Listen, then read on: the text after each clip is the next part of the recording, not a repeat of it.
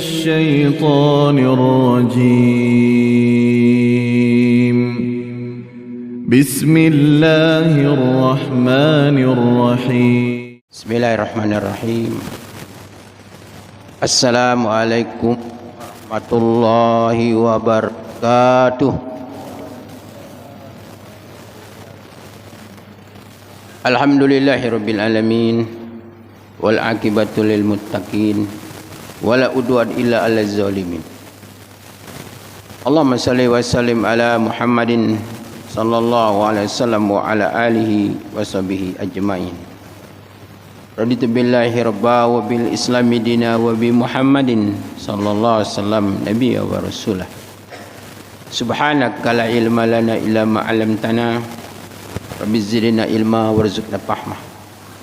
Rabbi shrah li sadri wa yassir li amri wahlul 'uqdatam min lisani yafqahu qawli. Wala haula wala quwwata illa billahil aliyyil azim. Amma ba'du. Bapak dan ibu-ibu jamaah salat maghrib rahimakumullah.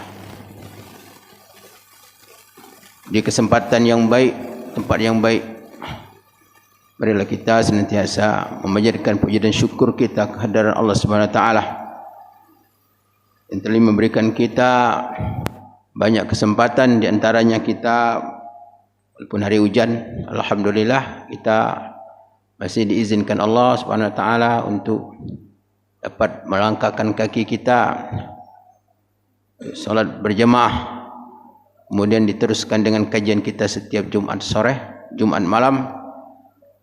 Mudah-mudahan sebanyak rintik hujan yang menimpa kita, sebanyak itulah Allah memberikan kita rahmat dan keampunannya. Amin ya rabbal alamin. Salawat dan salam mudah-mudahan Allah selalu melimpahkannya kepada kekasih kita, Nabi kita Muhammadin sallallahu alaihi wasallam. Dan semoga kita pada saatnya dipertemukan Allah Subhanahu wa taala dengan Nabi kita Muhammad sallallahu alaihi wasallam, dan mudah-mudahan kita mendapatkan syafaat darinya dan masuk surga bersama Nabi kita Muhammad sallallahu alaihi wasallam. Amin ya rabbal alamin. Jemaah rahimakumullah, kembali kita untuk bersama-sama belajar tafaqquh fiddin. Kajian kita adalah kajian tauhid, karena ini kajian sangat penting sekali bagi orang yang beriman. Apa sebab? Karena pada diri seseorang itu ada dua kemungkinan. Ada dua kemungkinan pada diri seseorang. Yang pertama, dia adalah ahli tauhid. Yang kedua, dia bukan ahli tauhid.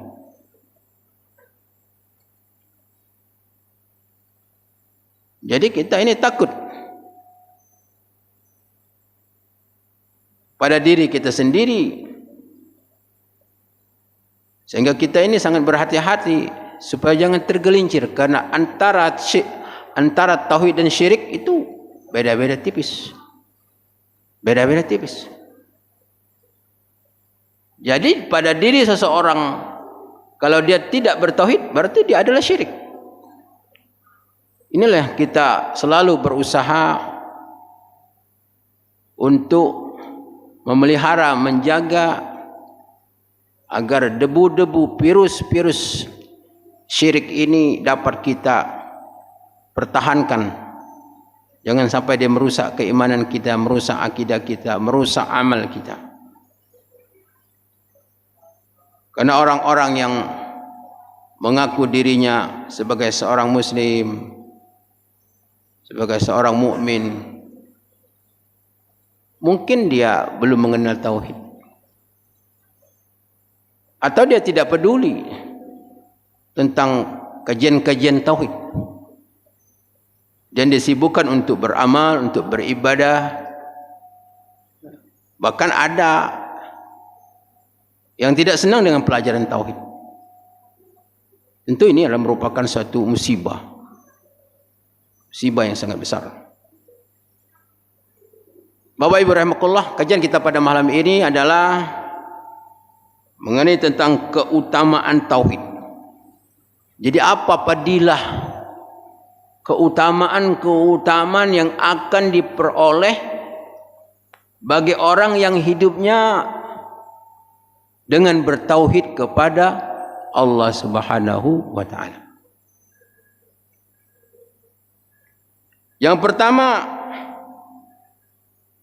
tauhid ini adalah merupakan nikmat yang paling besar yang diberikan Allah kepada seorang hambanya. Jadi tidak ada nikmat yang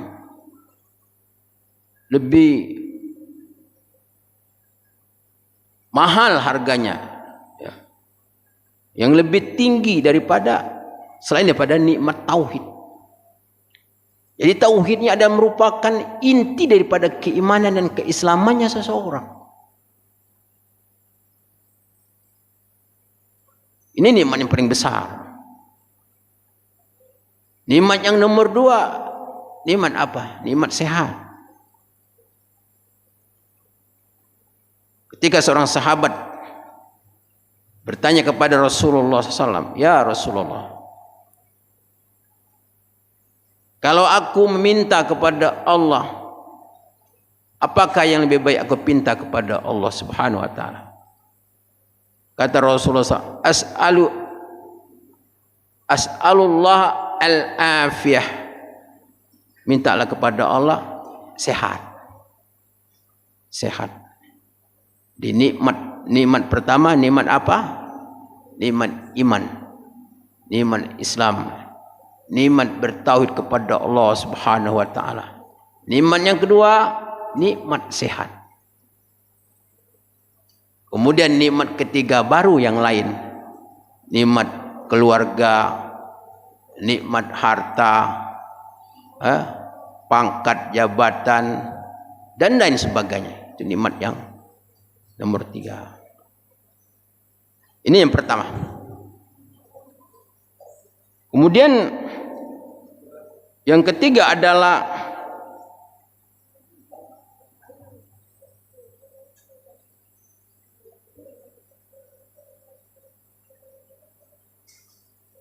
keutamaan orang bertauhid ini. Ketika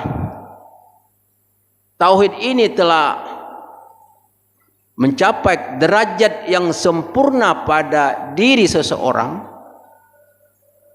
tauhid yang sempurna pada diri seseorang, maka dia mendapat jaminan dari Allah Subhanahu wa taala, yaitu tidak disentuh oleh api neraka.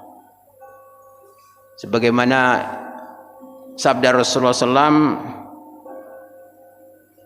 dari sahabat Rasulullah bernama Uthman, qala Nabi SAW, fa innallaha harrama alaman qala la ilaha illallah, fa innallaha harrama 'alan nar man qala la ilaha illallah yabtaghi bizalika biwajhillah. Kata Rasulullah SAW, maka sesungguhnya Allah mengharamkan api neraka kepada orang yang menyebut kalimat la ilaha illallah yabtaghi bizalika biwajhillah, yang mencari hal yang demikian semata-mata mengharap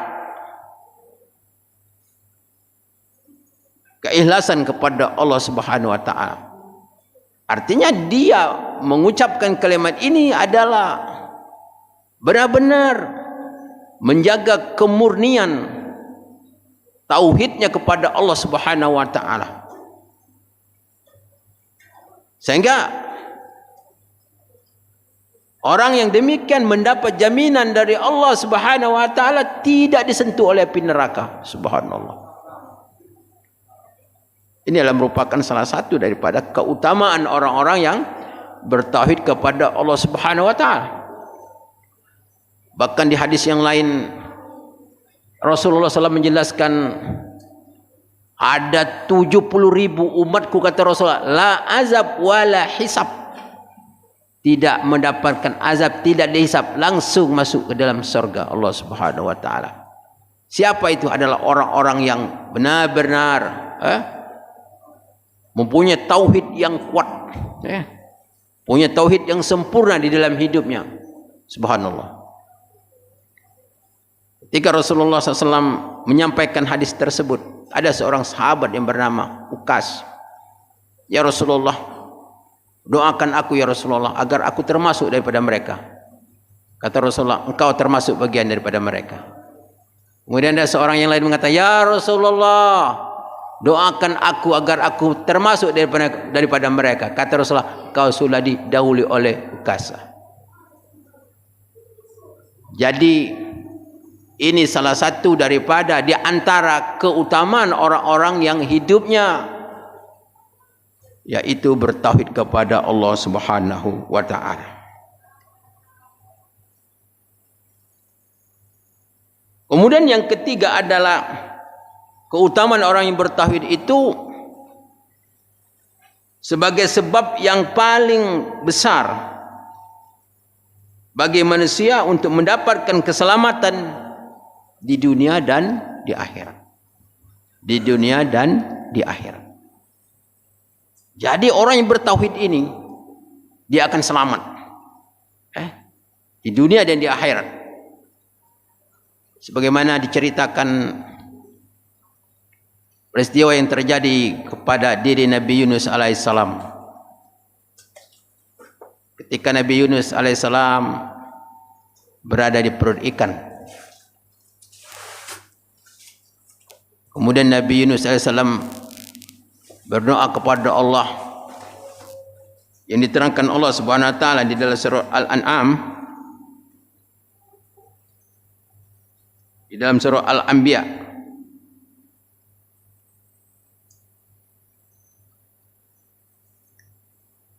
Wa nada fi zulumat alla ilaha illa anta subhanaka inni kuntu minaz zalimin.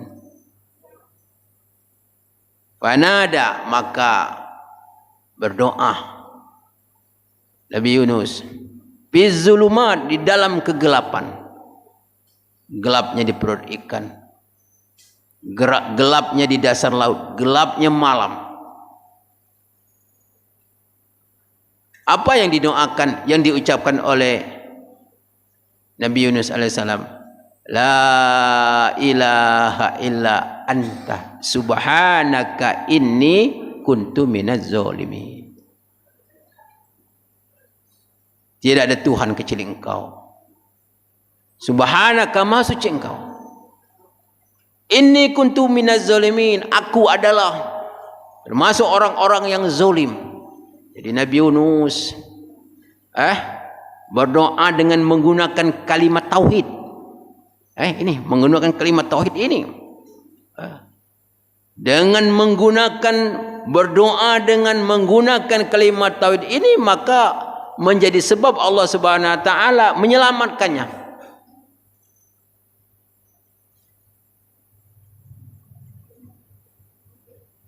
Fa anjaynahu lahu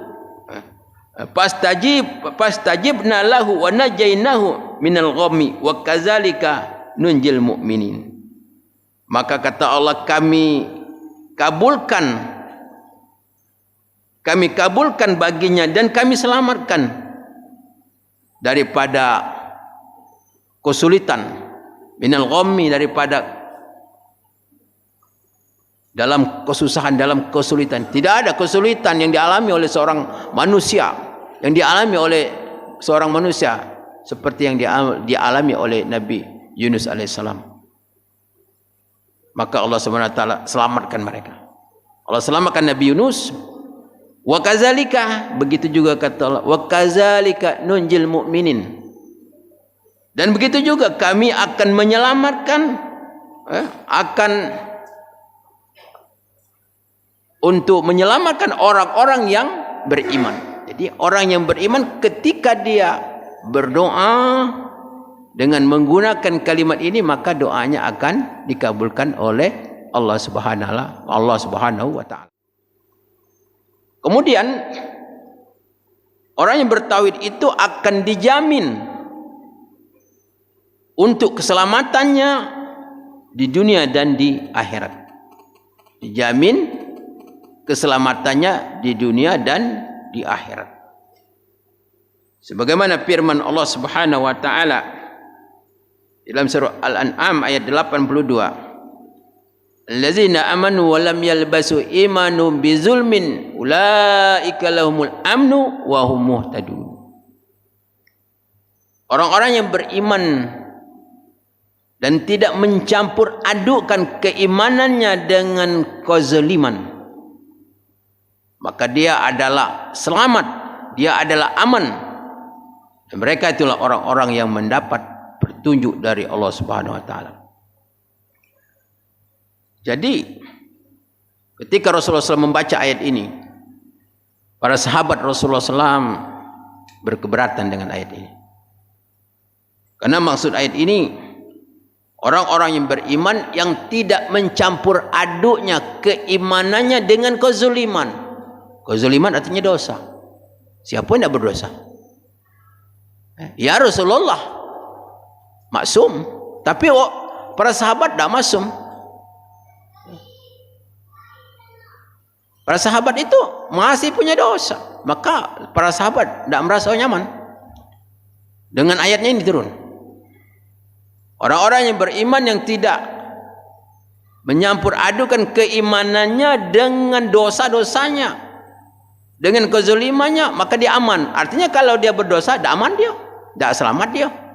Allah angkat itu keamanannya, keselamatannya dunia dan akhirat. Sehingga sahabat bertanya, ya Rasulullah, apa yang dimaksud dengan kezaliman di sini? Kata Rasulullah SAW, yang dimaksud dengan az-zulm di sini, yaitu kata Rasulullah, apa yang dijelaskan Allah. Tidakkah kamu membaca dalam surah Luqman ayat 13?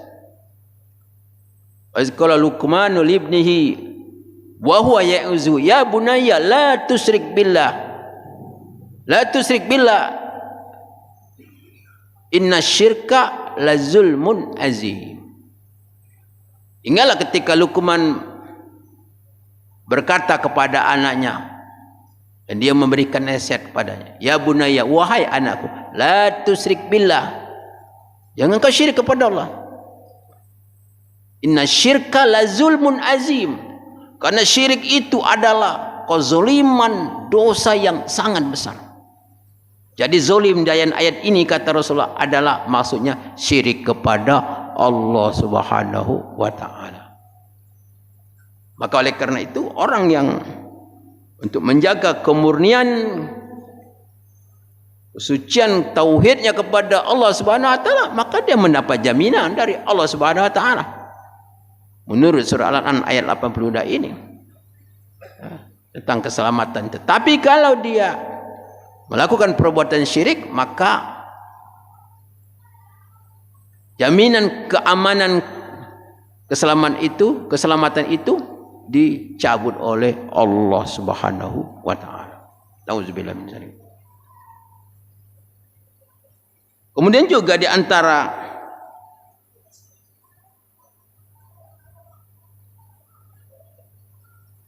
keutamaan orang yang bertauhid kepada Allah Subhanahu wa taala akan menjadi sebab dia akan mendapat redha Allah Subhanahu wa taala dan pahala yang besar di dalam hidupnya.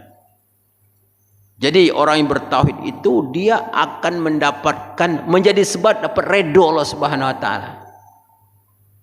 Mendapat redha, hidup dalam keadaan redha Allah Subhanahu wa taala. Kenapa? Karena orang yang bertauhid itu adalah, di antaranya sifat yang bertauhid kepada Allah adalah orang yang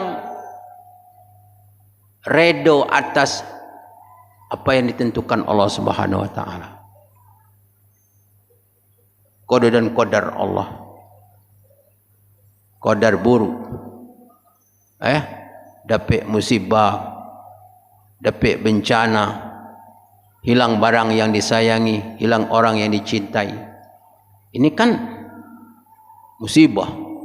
Ini kan takdir Allah Subhanahu wa taala. Orang yang bertauhid walaupun dalam keadaan sedih, tapi tidaklah dia berucap, tidaklah dia berbuat kecuali yang diredoi oleh Allah Subhanahu wa taala. Dia terima, dia berusaha agar dirinya bersabar di dalam menerima cobaan Allah Subhanahu wa taala yang sedemikian itu.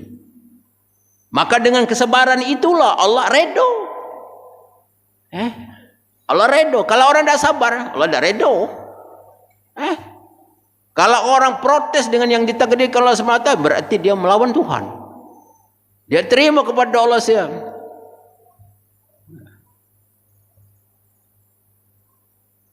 Maka oleh karena itu di dalam Quran, di dalam surah Al-Bayyinah ayat 6, 7, Allah Subhanahu wa taala menjelaskan, radhiyallahu anhum wa radu anhu. Allah redha kepada mereka dan mereka redha kepada Allah Subhanahu wa taala. Jadi dia mendapatkan jazaohum min inda rabbihim jannatun adid tajri min tahtil anhar khalidina fiha abadah. Sebagai balasan Allah kepada mereka adalah sorga adilin yang mengalir sungai-sungai di dalam, dan mereka kekal untuk selama-lamanya. Allah berikan kenapa? Radhiyallahu anhum wa radu anhu, karena Allah redho kepada mereka. Dan mereka ketika hidup di dunia, mereka redho kepada Allah Subhanahu wa taala. Jadi orang yang bertauhid itu orang yang redho dengan apa yang Allah nak, apa yang Allah kehendaki. Karena semua yang terjadi itu adalah kehendak Allah Subhanahu wa taala. Wa ma tasyauna illa ayyasha Allah. Semua kehendak tidak akan terjadi kecuali kehendak Allah Subhanahu wa taala. Jadi tauhid itu adalah merupakan bagian daripada orang yang mendapatkan sebab redho dari Allah Subhanahu wa taala.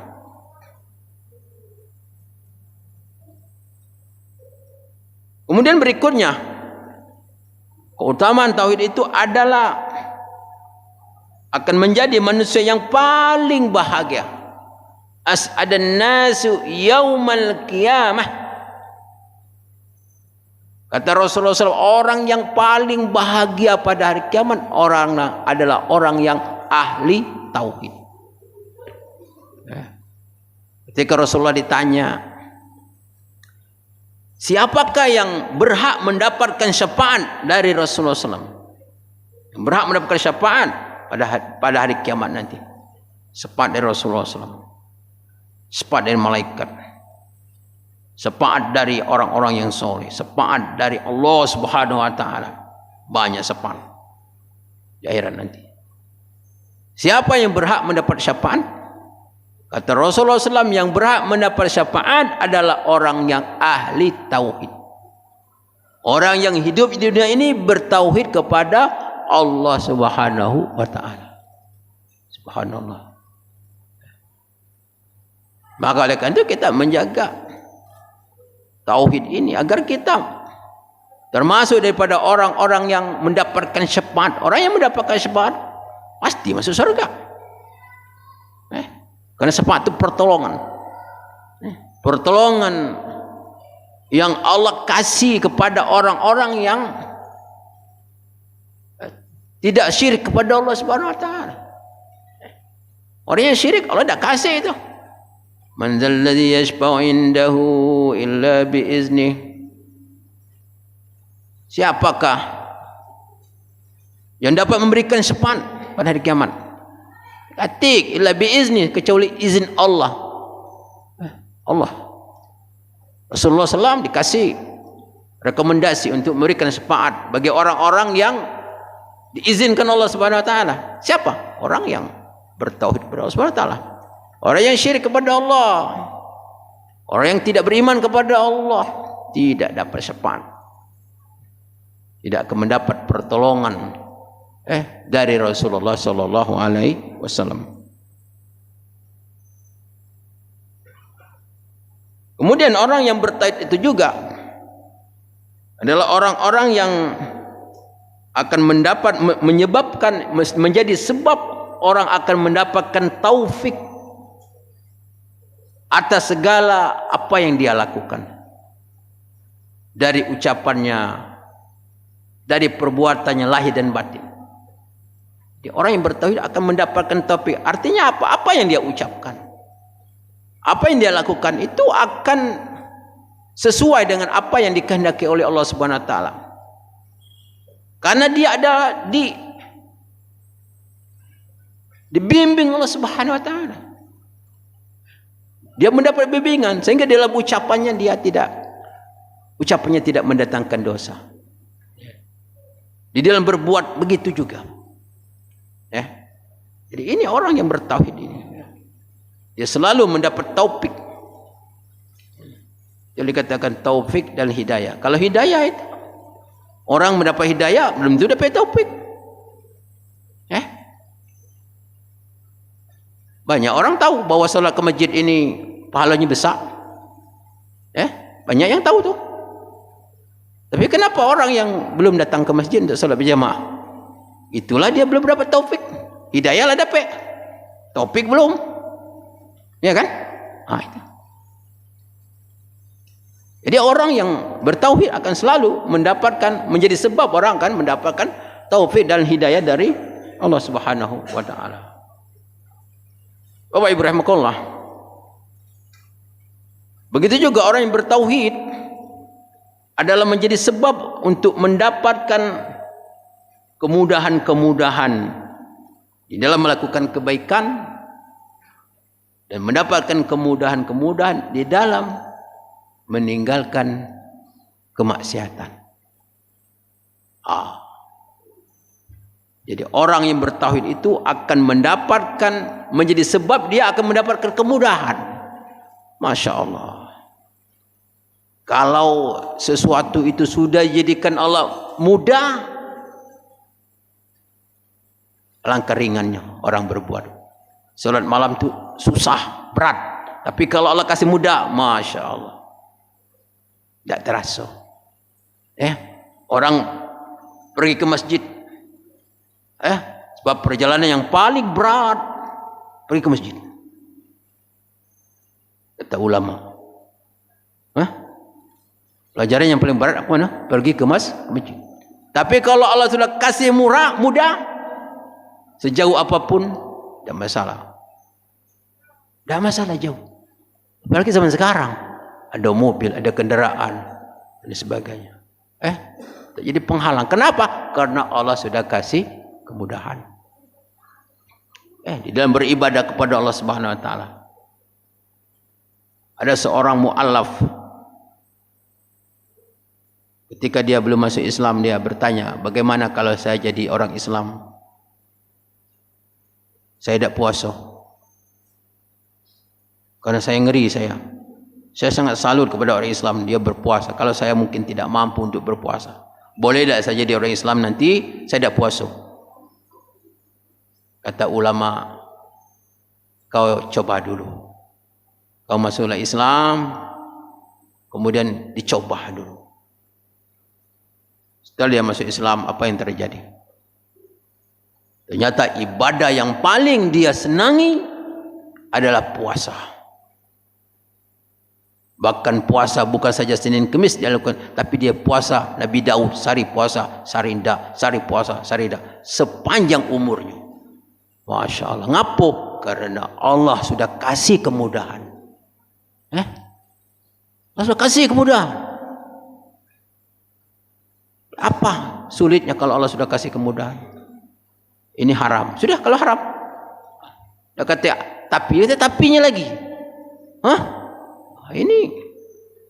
Ini pekerjaan ini duitnya banyak nih, tapi haram. Sudah, buang. Tinggalkan. Walaupun keberuntungannya besar. Tapi kalau haram sudah, tinggalkan. Dia tidak peduli. Kenapa? Karena Allah sudah kasih kemudahan. Bapak Ibu rahimakumullah. Kemudian yang terakhir ya. Akhir. Sebentar lagi 10 menit lagi. Ketika tauhid itu telah terbentuk di dalam diri seseorang dengan baik, maka Allah Subhanahu wa taala akan memberikan rasa cinta kepada seorang, cinta kepada Allah, cinta kepada Rasulullah, kepada orang yang beriman, kepada kebaikan-kebaikan.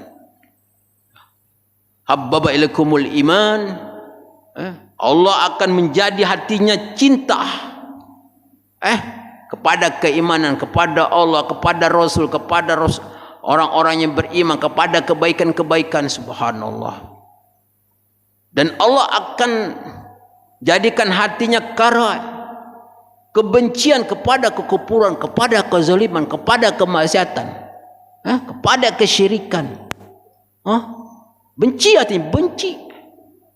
Hatinya benci. Allah kasih hatinya benci kepada maksiat. Dah usahakan ingin berbuat, jingok bila dia nak muntah, ya benci. Dipaksa sanggup. Tak sanggup dipaksa.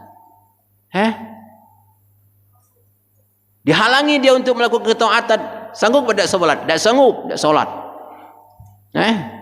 Dia tidak sanggup meninggalkan solat. Sebab ada orang sanggup meninggalkan solat dengan perkara-perkara yang tidak bermanfaat, bahkan berbuat dosa. Tapi kenapa dia ketika diperintah, disuruh untuk meninggalkan solat, dia tidak sanggup? Karena memang Allah telah menjadikannya mudah untuk mengerjakan solat, dan Allah akan menjadikan dia sebagai orang-orang ahli sorga. Subhanallah. Jadi ini keutamaan daripada, di antara keutamaan orang-orang yang di dalam hidupnya memiliki tauhid kepada Allah Subhanahu wa taala. Marilah kita berdoa kepada Allah, mudah-mudahan Allah Subhanahu wa taala memberikan rezeki yang sangat besar ini, yang sangat mahal ini. Allah kasih rezeki yang kepada kita. Allah titipkan rezeki ini sampai akhir kehidupan kita dan menyebabkan kita mendapat keberkahan, mendapat keredaan oleh Allah semata dalam hidup ini. Amin ya rabbal alamin. Bapak Ibu rahimakumullah, demikianlah kajian kita pada malam hari ini. Mohon maaf atas segala kekurangan dan kehilapan, kepada Allah mohon ampun. Wabillahi taufiq wal hidayah. Wassalamualaikum warahmatullahi wabarakatuh.